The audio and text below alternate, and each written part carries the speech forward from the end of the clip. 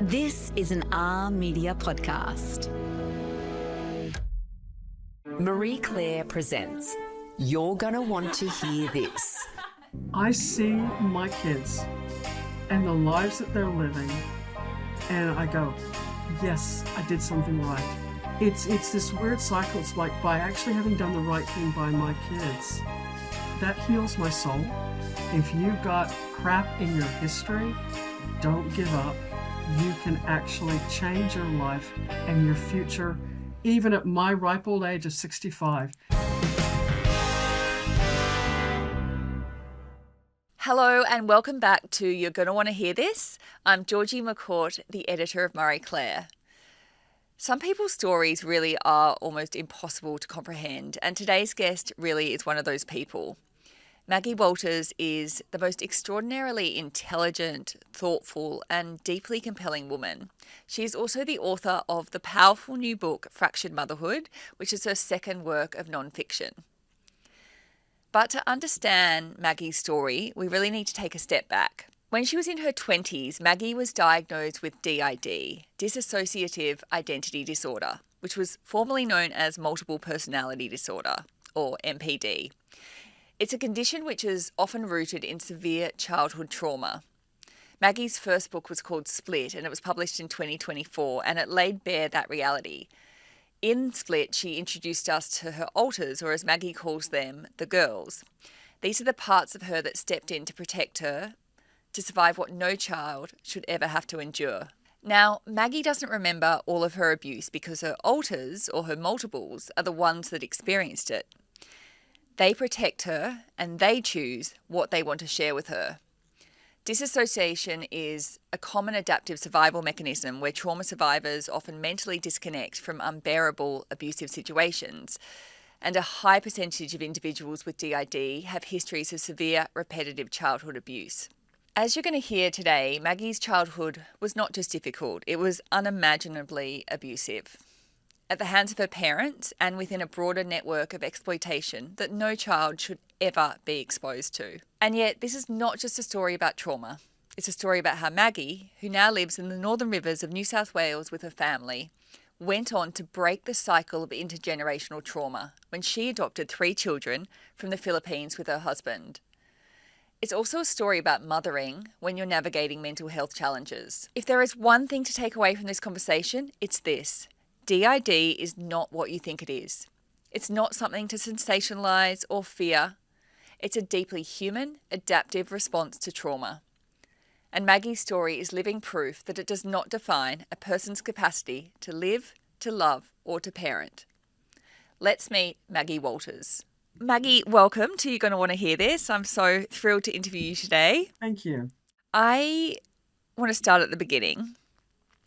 You were diagnosed with MPD, also known as DID or Dissociative Identity Disorder, and it's a condition that's rooted in childhood trauma.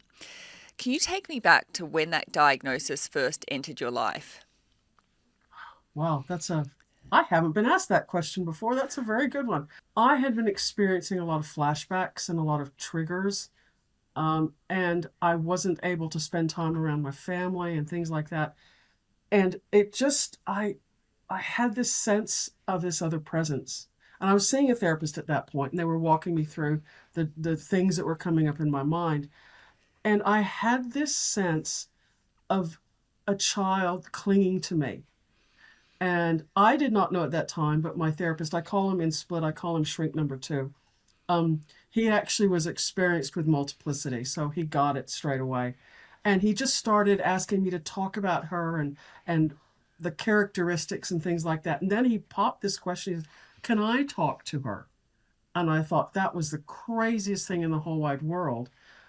But it worked. And what that did was that opened up a door for me to understand that there were these other people living inside my head. It took a long time for me to come to terms with it. I actually saw him for close to 10 years.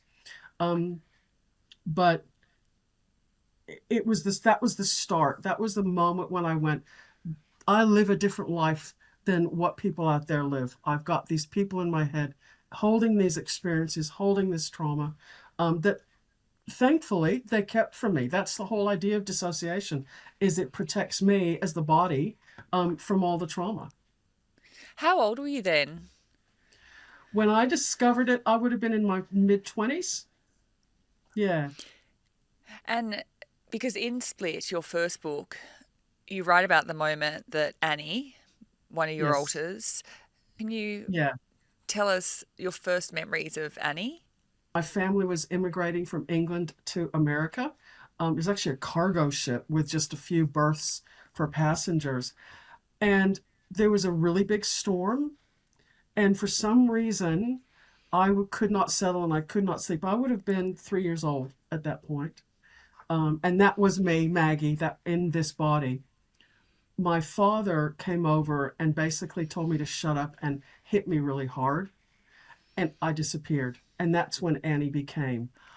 I went to sleep and I did not come back until much later in my life when Annie was actually involved with my partner and things were getting really physical and she just couldn't handle it anymore and just decided to go away and basically said, fine, it's your life, have it back again. And then it took a while, but we eventually, things happened here in Australia because he's Australian. And we kind of had to have a meeting of the minds, for lack of a better word. That's a good way to put it. And realize that we both have to live together in this brain. How would you describe how your mind works? Because it sounds so complicated to someone He's who doesn't. neurotypical. Yeah. Neurotypical. Yeah. It does sound so complicated.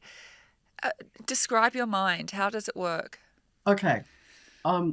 Imagine you have, and you probably do, because I say if you don't, you're lying to yourself, a dysfunctional family.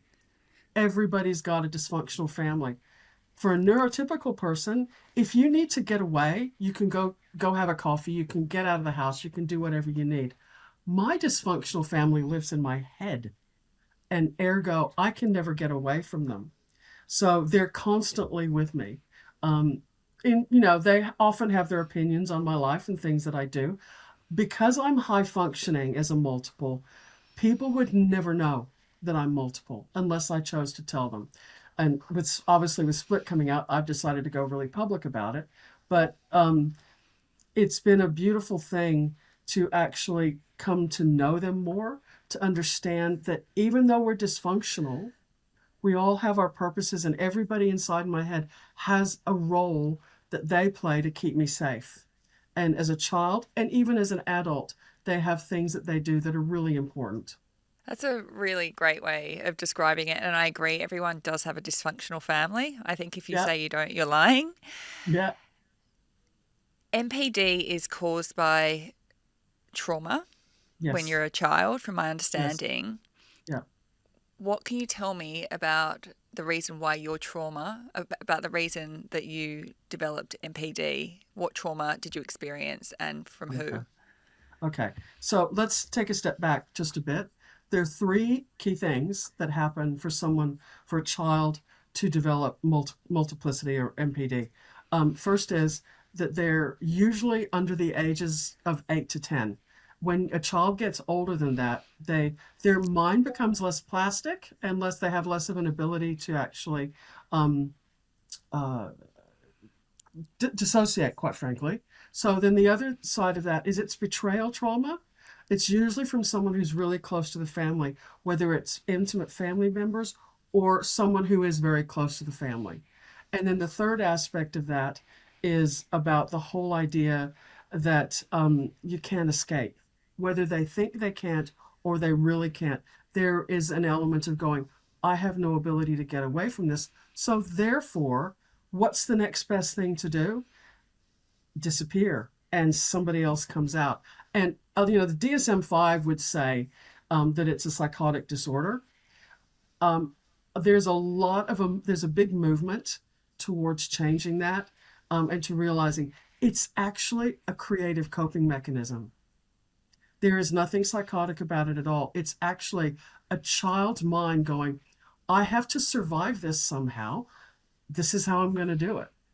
And it's interesting because I think one of the questions people ask is how the hell does the child survive the trauma, for example, the trauma that you went through? Like, Yeah. I have children, you have children. I just can't comprehend how a child can actually survive it. Yeah, And I know. I definitely don't think there's enough awareness around MPD. I didn't know Yeah, that it was only caused through trauma as a child. And yeah. um, what can you tell us about the trauma that you experienced? The polite way to say it is that both of my parents physically and sexually abused me and passed me around to their friends. I was involved in a pedophile ring that went on for a significant period of time. It came and went as different circumstances and situations in our lives changed. But basically, until I was almost 16, I was being physically and sexually abused. When did you have your first memory of this? See, now you're asking a very difficult question because I actually don't have those memories. Um, I call them my postcard memories. If my alters, my girls, I call them in the book, I call them my girls, choose to share their experiences with me, um, then I know about them. I I have memories that have been shared as early as 3 or 4, and I have other memories much later that are much more graphic and full on, which I go into a little bit in Split simply because it's important for people to understand the severity of the abuse that needs to happen to create the need to have alters and to disappear like that. So I've got splashes of memories throughout my entire childhood, um, but I have big blanks, and I've just had to come to terms with the fact that that's just who I am. That's my life, and I can't get away from it. And when we talk about how does a child survive that, well, that's exactly it. You Yeah, you block it out, you yeah, blank it, yeah, and that's the only way to survive. yeah. I mean, people like to call it a psychosis, but I mean, that's bloody creative, you know? For a child to go, this is how I'm going to survive, and they just disappear, and the body takes. It shows what amazing brains we have. In all honesty. Such complicated things, our brains, and Oh they yeah, are yeah, they they are really are. incredibly amazing. In terms of MPD, do you know when you're going to move from one mind to the other? How does it work? And this is someone who, I'm still learning a lot about it. Yeah, yeah. How does that work? There's people will call it different things, flipping or whatever. I tend, because I'm high functioning, I don't tend to flip. I will allow my alters to come out in my therapist's office, because they feel a bit safer there. But they don't generally come out. I am more influenced than anything else.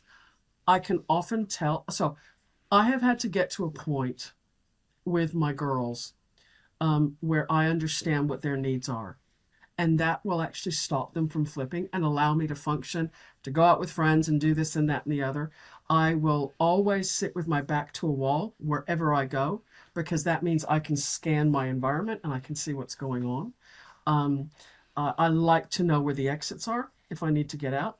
My family knows now that if we're going to go see a movie, I have to sit on the aisle seat. So it's all about safety and providing an escape factor if something happens that's really difficult. I have flipped, and it often happens very, very unexpectedly because something happens that I haven't been able to plan for. I tell a story in my second book, Fractured Motherhood, about going to a clinic, and I was sick. In fact, I was actually getting ready for the launch for Split, and I was feeling really sick and I needed to deal with it. I can't wear a mask over my face, because it's triggering. It's just triggering. So I have a note from my therapist, blah blah blah. But this is post COVID that I'm going to this clinic, but there's still this big sign up, and so I tell them, look, I've got a cough and everything. You have to put a mask on. I had an alter come out who basically was so ticked off that they refused to understand. They basically said, if you won't wear a mask, we're not going to see you. And I was like, going, what am I supposed to do with this? And so this alter came out, and basically there's three reception places, and she coughed across all of those, and we ended up, the manager came out, we went and stood outside. I thought everything was fine. Um, I got banned from that clinic. We'd had this great discussion, but they said, at that point, I was 63 years old. I'm this 63-year-old woman and I posed a physical threat to the people in their emergency clinic. And I was like going, the ignorance involved in that blows my mind. Writing Split must have been, it's just such a huge thing to do. It's so incredibly personal. It dives into so much of your history. What led you to write Split? That's a very good question. So I wanted to write fiction. I've always loved to write. Very involved up here in the Northern Rivers with Byron Writers Festival. Um, and I was doing a course on how to write a novel because I really, really wanted to write this novel. I was not bonding with my main character. It was like, this isn't happening, this isn't working. So I thought, because as all authors do, we take certain elements from our own personal lives and we imbue those into our characters. I thought, I'm just going to set that aside. And as an academic exercise, I'm going to start writing about my memoir, which I never intended to publish. And it just took over. And became the focus of my life for the next 2 years. And I was driven. My alters, my girls were driven. They wanted to be able to share their story as well, from in their own perspective. And it was pretty cool. And, it was very emotionally draining, very cathartic. Um, but at the end of the day, I got it done. A lot of help from my therapist to get through and make it work. At the end of the day, I was like, if by sharing my story, I can encourage even just one other person to not feel so alone, and it will make complete sense of my crap, that it's done its purpose, it's helped other people, and that makes me feel really happy. And I think I imagine, yeah, it would have been, as you mentioned earlier, incredibly cathartic. Oh yeah, very much so, very much so. Interestingly enough, my second book was harder to write than Split was. And I think it has to do with that mother-daughter relationship. I don't know if you have girls or not, but that mother-daughter bond, people just don't understand. If you're not a mother or a daughter, it's I just do. so. I've got two girls, and There yeah, you go. it's You get it. Yeah. yeah. Well, one of them who's about to be a teenager, so it's yeah, her Oh, your world's attitude is just. changing, and it's really getting Yep. on my Yep. nerves. Yep. Let's talk about fractured motherhood and your beautiful three children, because you adopted Yes. three children from the Philippines. So let's go Yes. back to the beginning of that, because you do write about your first experience with the Philippines. So how did you come to adopt three beautiful children from there? So I was attending a Bible college in the States at that point. And there was an opportunity to go overseas and work with a group, just doing a lot of social justice work in and around the Philippines. As far as I was concerned at that point, it was just a great escape to get further away from the family. Sometimes people go to countries and they just go, "Ah, I could be here." And that's the way it was for me. Even with all the poverty, even with everything that goes on there, I just fell in love with it, and I fell in love with the people. And and look, this is where it gets complicated because it actually wasn't me, it was Annie. Annie had all those experiences and she fell in love with the Philippines. I vicariously own that now. She shares a lot of that with me, which is lovely. But so it was her who actually fell in love with the Philippines and decided she would never get married. She already knew. No, did we know? No, we didn't know at that point yet that we couldn't have kids. But it was like she wanted to adopt from the Philippines. That was her drive. She just fell so in love with the Filipino people. And so it was a long process after that, lots of ups and downs. Um, you know, Deciding to move to Australia when I met my partner and all this sort of stuff and going through the whole process. But it was that falling in love with this country. Even now, I could go back in an instant and you settle into the culture and it's fabulous. And through the process, we got are gorgeous kids, and they are 19, 21, and 23 now. And I feel so blessed to have them in my life. They're beautiful. I was looking at them on your Instagram, and you can just tell like the love that you have for them, and yeah, I do. it's beautiful. They are rat bags. There's no doubt about that. I think all But children are, you're but we supposed to still be. love them. We still love them. At what stage did you find out you couldn't have children? Like when did you become aware of adoption and that path? Yeah. Okay. So because I didn't have a good mother-daughter relationship, I wasn't aware of these things to watch out for, whether it's starting your period or having cramps that you can't control, all this sorts of stuff. So I was actually seeing my therapist in the States at that point, and they suggested I go see a gynecologist because of all the physical pain I was having. It was in that experience, and it was not a pleasant experience when I was in the gynecologist office. Um, he was trying to do a pap smear, and I'd never had one before. So I'm in my mid to late 20s at this point, and it was really painful, and he couldn't get the sample that he needed. And basically, he told me I was too fat, and I made it difficult for him. Wow. Yeah, yeah. Needless to say, pap smears after that were really traumatic. But it was in the process of that, of discussing with him, that he said I had a very damaged, fallopian tubes, all this sort of stuff, my vaginal canal, everything was very damaged. And the chances of me actually being able to get pregnant were slim to none. So in some ways, I felt a lot of relief with that because I allude to this in Split. I had forced abortions as a child. So the idea of my system having to go through carrying a child, as much as we wanted that, it was terrifying. So there was a relief in that for me. That was like, okay, we don't have to do this. We don't have to go through this. Let's go back to the adoption process. And it made me very tunnel vision. The whole idea of not having to carry a child was a relief, you know. And do you feel like it was the universe pushing you where you needed to go, in the sense that to carry a child after the trauma that you've experienced, it feels like the universe had a different path for you?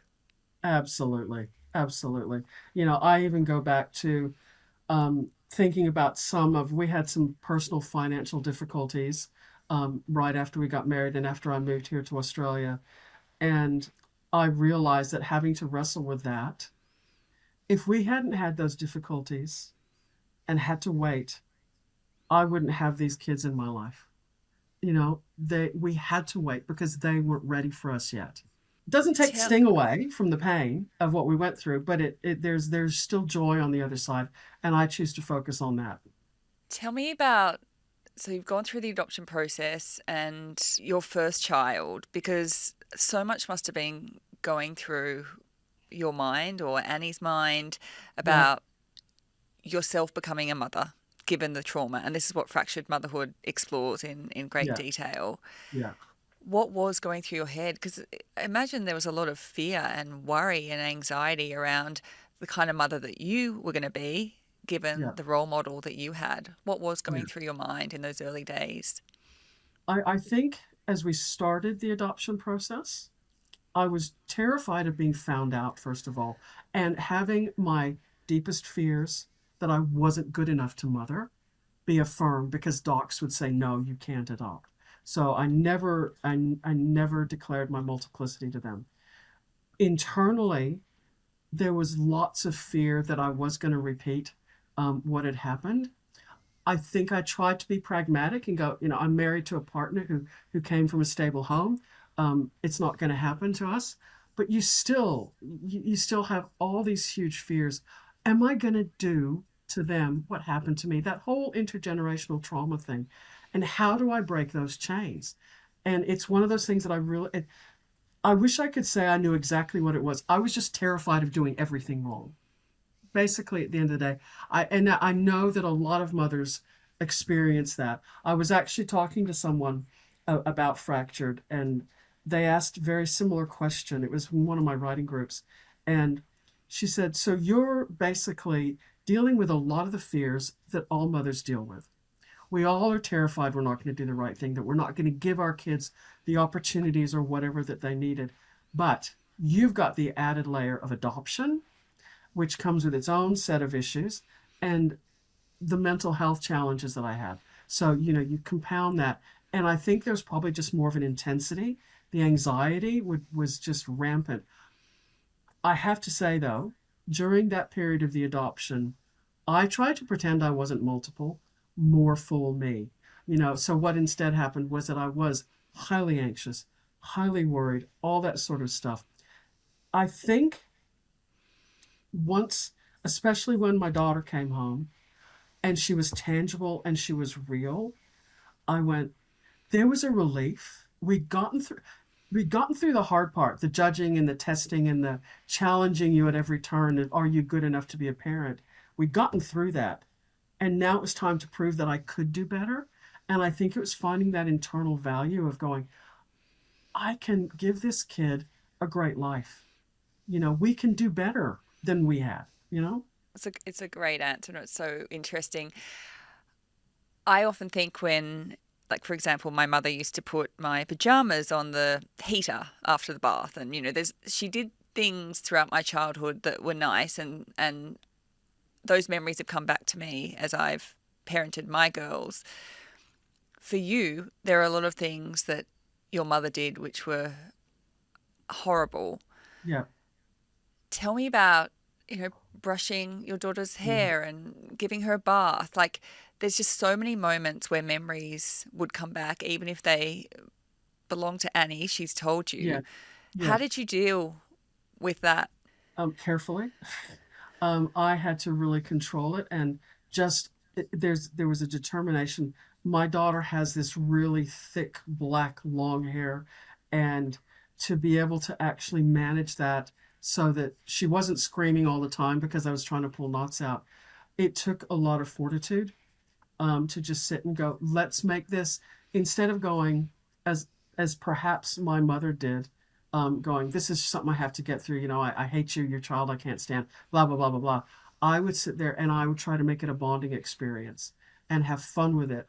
At that point, very early on, my daughter was very prissy. She liked lots and lots of girly things. So I'd play with her hair. I'd do braids. We'd put little gadgets and things in it that she loved. And so it became a bonding experience, and even today, at 23, she'll come over and she'll ask me to brush her hair, which is lovely. Well, That's so nice. I think my girls are terrified because I cannot braid, and yeah, that they run away from me when I try and brush their hair. Now they're like teenagers. I just let them, yeah. Um, Isn't that letting go, though, hard? oh my gosh, I know. Well, they, It's a I whole used to nother put conversation, right? bows in their hair and make them like, but now I'm like, okay, fine, you can, Yep. yeah. You can, yeah, just have to let go, right? When did you realize in Fractured Motherhood exactly what you wanted to say? Because initially it was supposed to be a love letter to your children. Uh, It's a complex book, as is Split, and you yeah. share complex stories because your story is complex. And so I think with you, What I'm stuck with. it's hard to Yeah. go light. It's really hard to go light, and Yeah. I think that's why they're so inspiring. And Oh, thank you. One of my mentors, a lovely memoirist here in Australia named Lee Kaufman, she said, "Your next story." Because I was going, "What do I write after Split?" She said, "I want to hear about your adoption process." So that's when I started the love letter, and I actually wrote it, writing to my kids, when you did this, when we did this, and we saw you, and so very, very personal. And I read it, and I went, okay, that's something that you get printed at Office Works, and you give it to them as a Christmas present or a birthday present. It was just it wasn't going to work.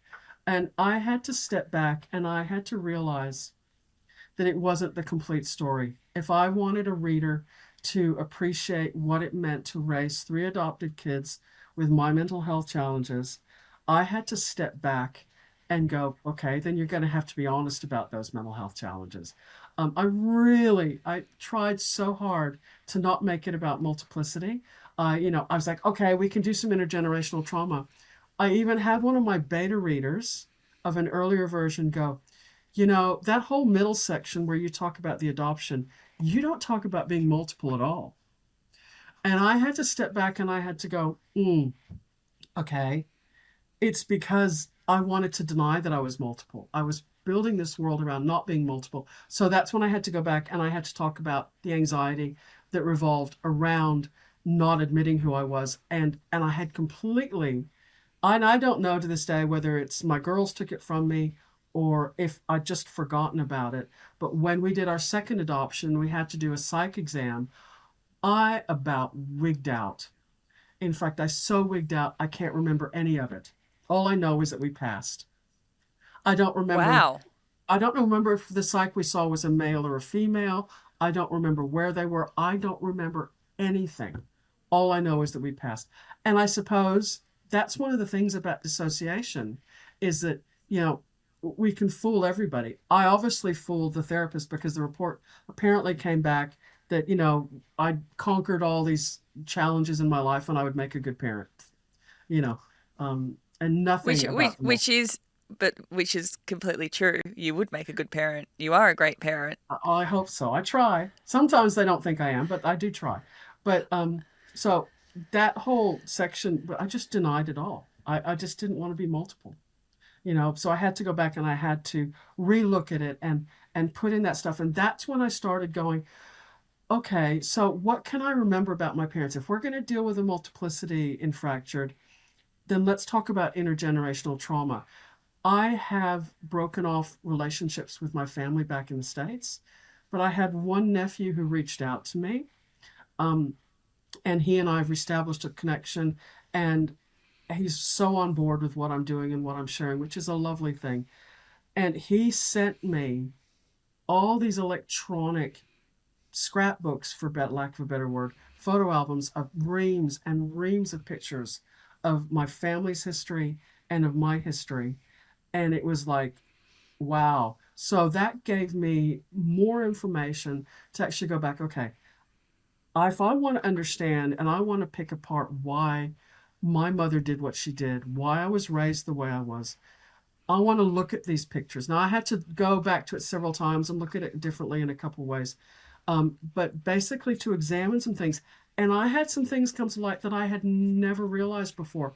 One of the pictures was of my father. His father died in World War I. And there is a picture of his mother and him and his siblings with a man who looks like the patriarch of a family, but he's 14 years old and he doesn't look happy about being in the picture. And I'm like going, who was this man who was invested in my family's life, but was never discussed with us? This man was never discussed. So a lot of questions. There were no answers at the end of the day, but just doing that investigation was really important.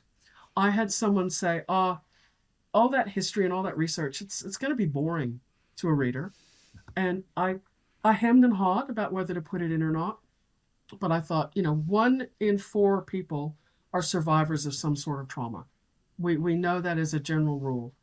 So, and one of the problems we have is we have nothing that's tangible.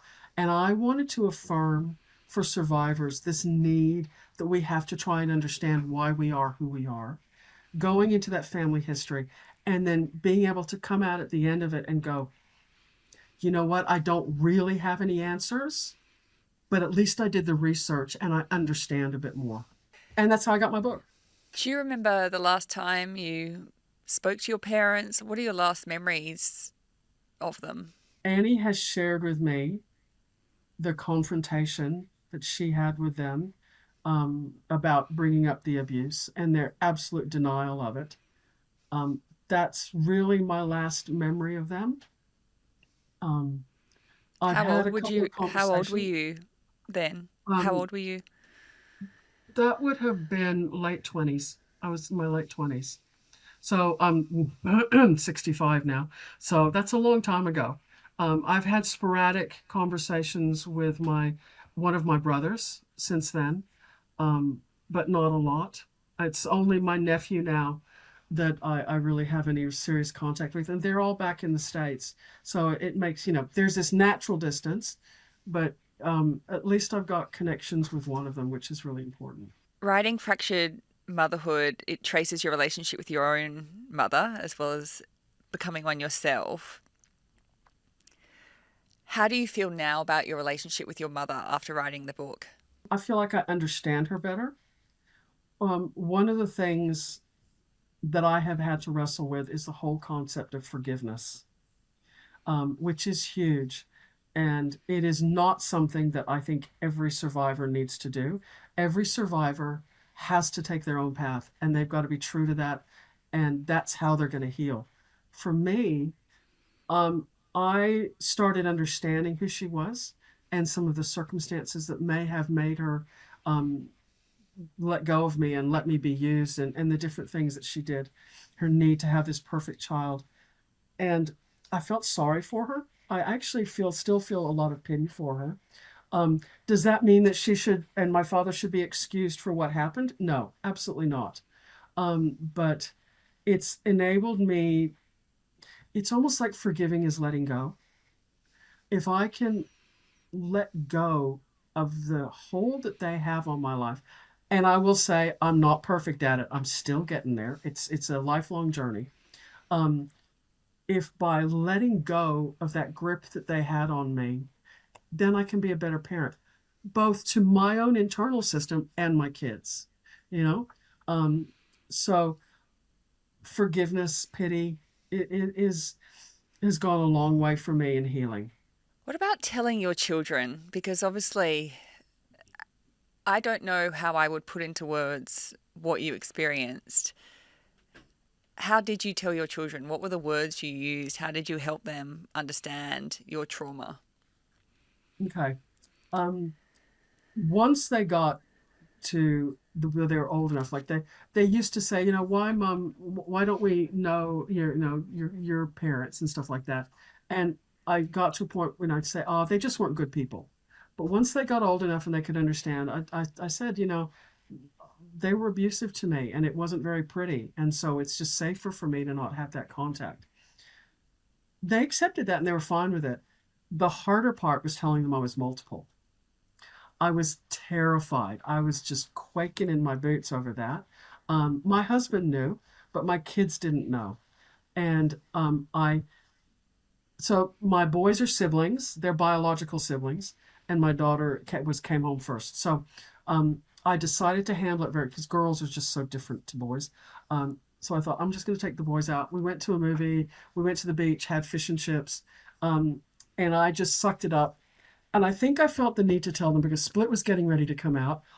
So, and so this is fairly recent. so this would have been 20, 24, early 2024. Yeah, so very recent. So, and they were old enough. So they were like 17 and 19 at that point. They were old enough. They got it. I knew just because of the way social media is, when I started trying to do social media promotion for Split, their friends were going to see stuff, and I didn't want them blindsided. So I sat down. We're having our fish and chips. This is with the boys, and I just said, look, have you heard of something called multiple personality disorder? And they'd both been playing on their phones, really just ignoring me. They put their phones down. They put their food down. They said, yeah, and I said, well, that's me. And they were so lovely.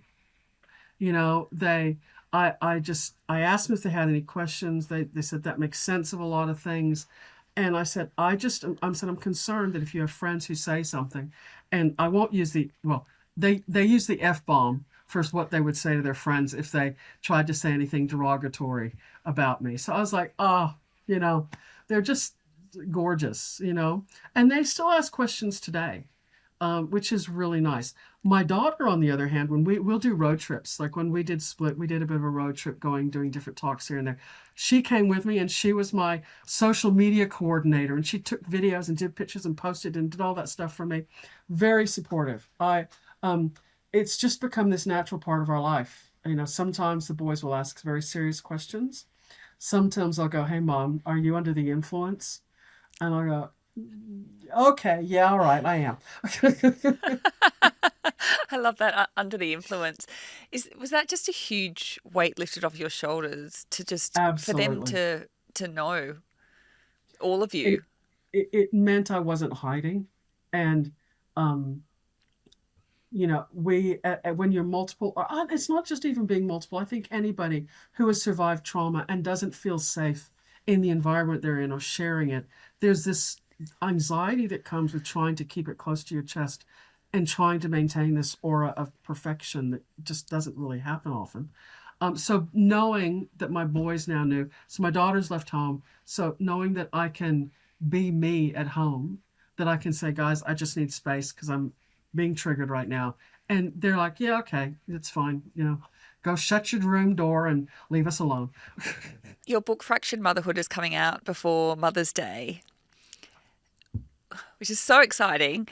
Yeah. When you think about what motherhood has brought to your life, you were fearful of becoming a mother because of the trauma that you'd experienced. When you think about your journey as a mother, navigating mental health, navigating adoption, what has it brought to your life? Lots of challenges, but really the most important thing it's brought to my life is hope. I see my kids and the lives that they're living, and I go, yes, I did something right, because they're experiencing really ordinary, normal lives with all the things that every young adult has to go through. And so that brings me hope. It's this weird cycle. It's like, by actually having done the right thing by my kids, that heals my soul. And it reminds me that I did not pass on. I have broken those intergenerational chains of trauma, and it stops with me. And that just makes me so happy, that makes me peaceful. It means I can sit back, one day I'll have grandkids and I'll be going, they're just going to have normal, ordinary lives, not filled with trauma. To people who are survivors who are scared that they will pass on their trauma, what would you say? I would say there's always hope. Look at what you're doing with your kids. Make choices to be different. And I think that's what it was for me, is that I had to make a choice to do it differently. And to surround yourself with at least 2 or 3 friends that love you no matter what. That's beautiful advice. Maggie, just to finish, we always ask, the name of this podcast is You're Going to Want to Hear This. So yeah. I always like to ask, what is one message that you want people to know? And I guess I'll ask you that in the context of fractured motherhood. What is the biggest message of the book? You can change things. If you've got crap in your history, don't give up. You can actually change your life and your future.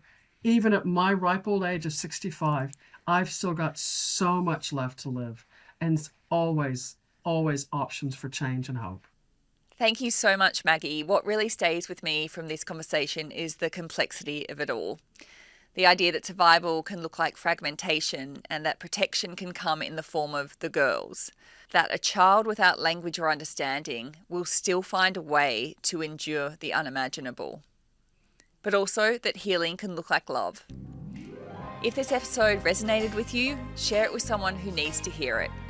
These are the conversations that expand understanding and make space for more nuanced, compassionate stories. Now, if you haven't already, follow You're Gonna Want to Hear This wherever you get your pods so you never miss an episode. I'm Georgie McCourt. Thanks for listening.